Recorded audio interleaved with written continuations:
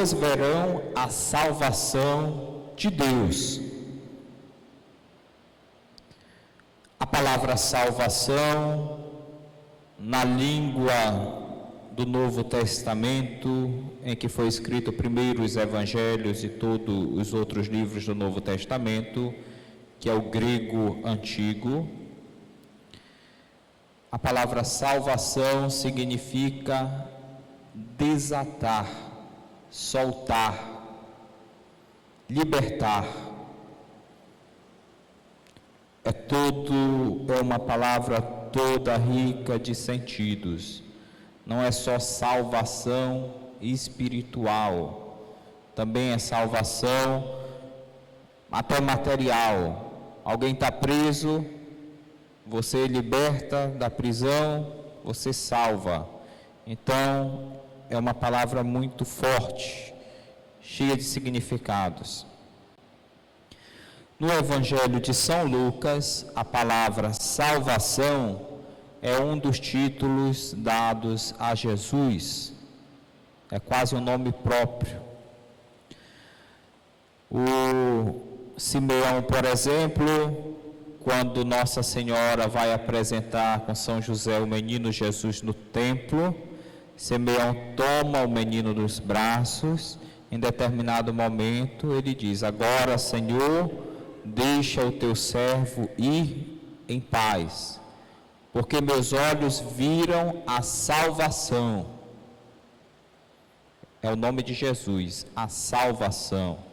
Ele é a personificação, a encarnação de Deus que liberta, que salva o seu povo. Todas as pessoas verão a salvação de Deus. Devemos nos lembrar que São Lucas não pertenceu ao grupo dos 12 apóstolos. São Lucas, na verdade, foi discípulo de São Paulo apóstolo. São Lucas foi aquele que a tradição diz que foi médico, um médico grego, discípulo de Paulo, que escreveu tanto o Evangelho que leva o seu nome, como escreveu também os Atos dos Apóstolos, que fala da missão de Pedro e de Paulo. Todas as pessoas verão a salvação de Deus significa uma abertura muito grande, porque todas as pessoas não significa somente o povo de Israel, o povo do Antigo Testamento, o povo da Terra Santa. Todas as pessoas incluem também os pagãos. E é isso mesmo, se considerarmos que Lucas comunga das ideias de Paulo.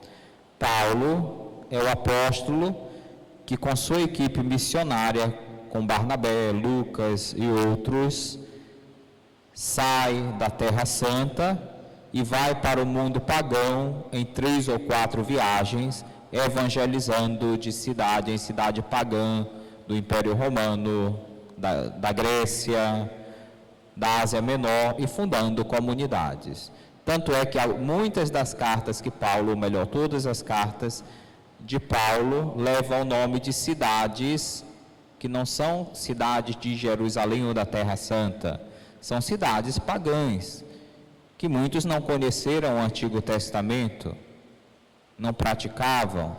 Tinha comunidade judaica, mas não significa que eles praticavam, talvez viessem do culto pagão aos deuses, e através do anúncio da palavra pelos apóstolos, se converteram a Cristo, receberam o batismo e formavam as comunidades.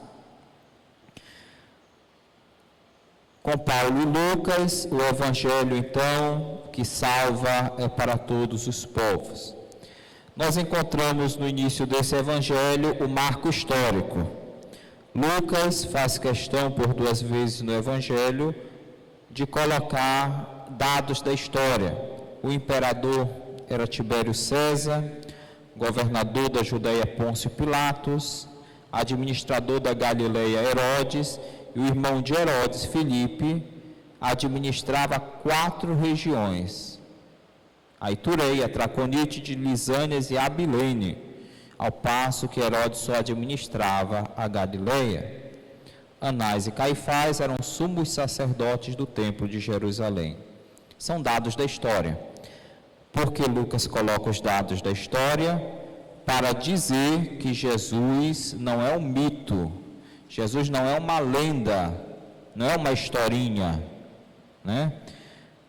Como os mitos gregos de Zeus, de Atenas, etc., os deuses gregos, os heróis, Hércules, os heróis da mitologia grega, romana.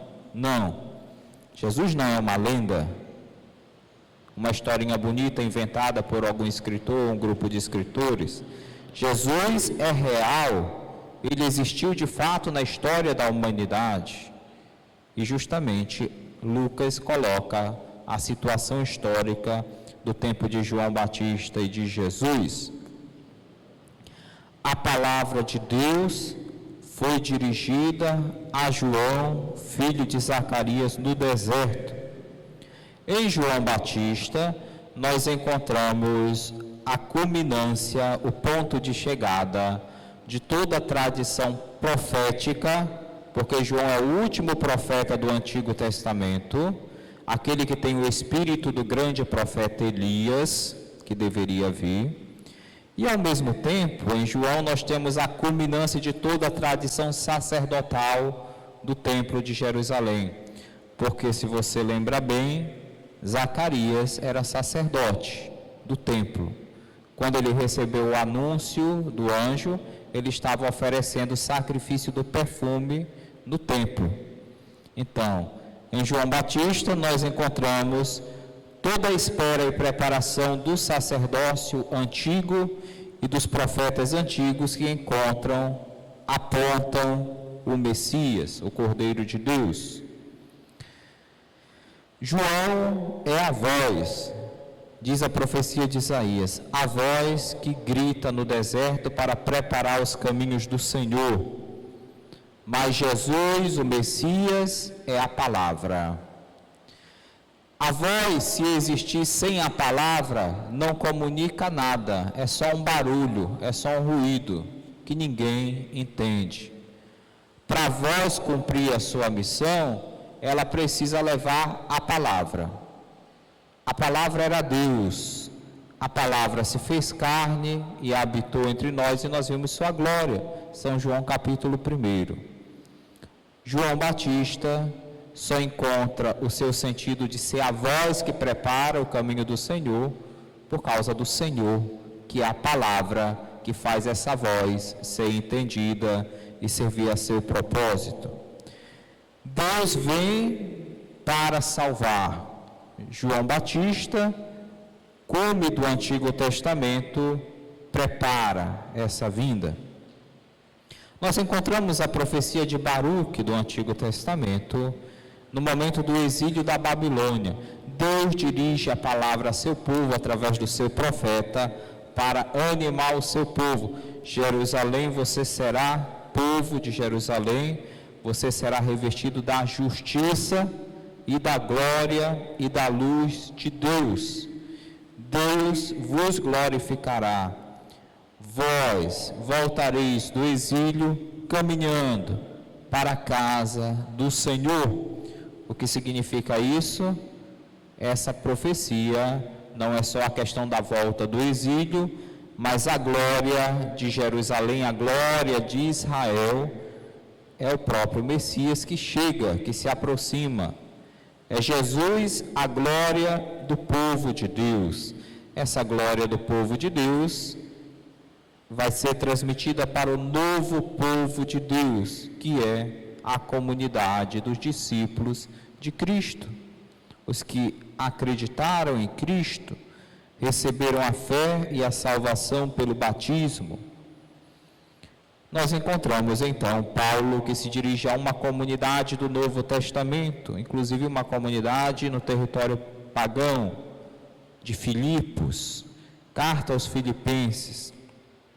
Vocês me fazem ser gratos a Deus e ter orgulho de vocês, porque praticardes a palavra que eu vos anunciei. Eles receberam a fé, acreditaram no Evangelho, o batismo, mas Paulo agradece também, porque eles foram solidários com outra comunidade que estava passando necessidades, e eles fizeram uma coleta muito boa para que Paulo entregasse para uma comunidade irmã que estava em condições precárias.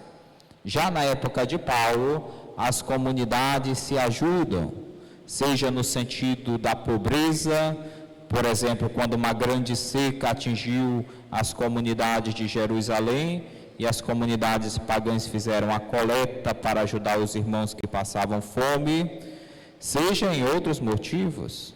Até hoje, por exemplo, na nossa paróquia, temos a comunidade de Guadalupe, que está ameaçando praticamente cair dentro do buraco, ao lado da comunidade. E as comunidades irmãs estão fazendo uma coleta para justamente reparar esse dano. Então, nós vemos que o evangelho que é professado com a boca deve ser prática, concreta, solidária, no dia a dia das comunidades. Que o vosso amor cresça sempre mais, para discernires o melhor, congregando conhecimento da fé e experiência e prática. Ficareis assim purificados para o dia de Cristo. Qual é o dia de Cristo? A primeira vinda já veio há mais de 2000 anos, vamos celebrar no Natal. O dia de Cristo também vem pela graça, quando alguém escuta a palavra, recebe os sacramentos da igreja e se converte ao Senhor. E o dia de Cristo vem no nosso momento derradeiro sobre a face da terra, quando estaremos diante do tribunal de Cristo. Que o conhecimento da fé e a prática da caridade e da solidariedade entre as comunidades irmãs purifique o vosso coração para estares de pé na vinda do Cristo, que agora virá como juiz no fim da história. Amém.